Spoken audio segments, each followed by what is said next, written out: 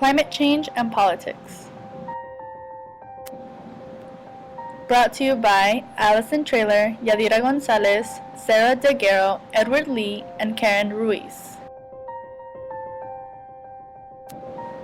You may ask yourself, what is climate change?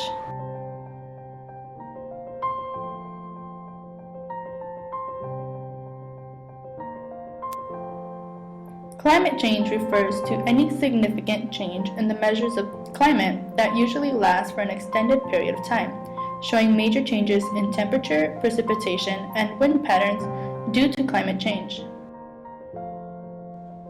Climate change is happening on Earth. The Earth's average temperature has risen by 1.5 Fahrenheit over the past century, and it is expected to rise even more. This may not seem like much, but any small change can cause a dangerous shift in the weather and our lives. Some evidence that climate change is affecting Earth is that many places are experiencing changes in rainfall that have resulted in more floods, droughts, intense rain, and more severe heat waves. The planet's oceans have become warmer, more acidic, and sea levels have risen, and the glaciers' ice caps are melting. As the Earth heats up, sea levels rise because warm water takes up more room than cold water, a process known as thermal expansion. Melting glaciers compound the problem by dumping even more fresh water into the oceans. Rising seas threaten low-lying areas and islands, threaten coastal populations, and destroy ecosystems such as wetlands that protect coasts against storms. Sea levels have risen between 4 and 8 inches in the past 100 years. Current projections suggest that sea levels could continue to rise between 4 inches and 36 inches over the next 100 years. The President has started addressing climate change through the Climate Action Plan. The Climate Action Plan was proposed in order to reduce carbon pollution, promote clean sources of energy that create jobs, protect communities from the impacts of climate change, and work with partners to lead international climate change efforts. Who is largely responsible for climate change? Humans, and humans.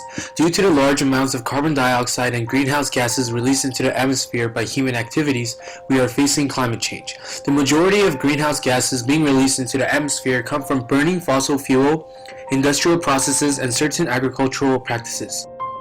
We can see the impact of climate change internationally as the United States is participating in the latest round of international climate negotiations launched in Durban, South Africa, and is scheduled to work in Paris, France.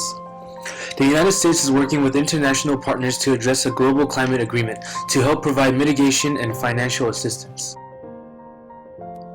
A shocking fact is that approximately 100 million people around the world we live in live above 3 feet of sea level. It is sad to note that inhabitants of some small island countries that rest barely above the existing sea levels are already abandoning their islands, some of the world's first climate change refugees.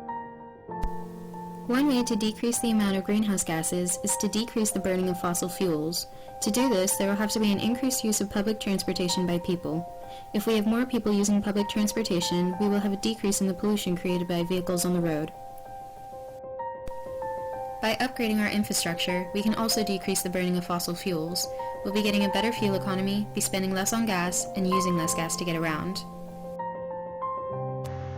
We as a population can also start to use our cars less and walk or cycling to places we can. This will decrease the amount of vehicles on the road and decrease the dependence we have on fossil fuels.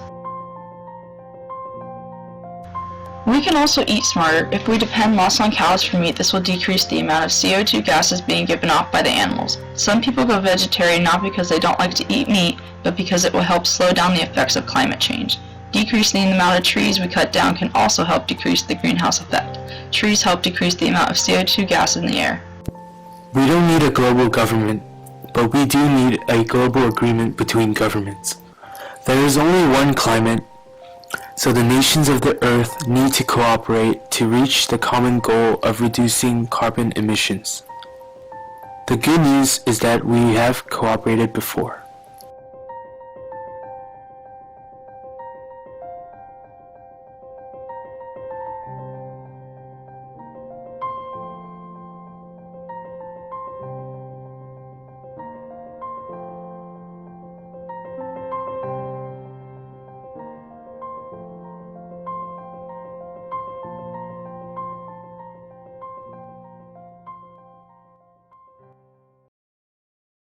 Created using Powtoon.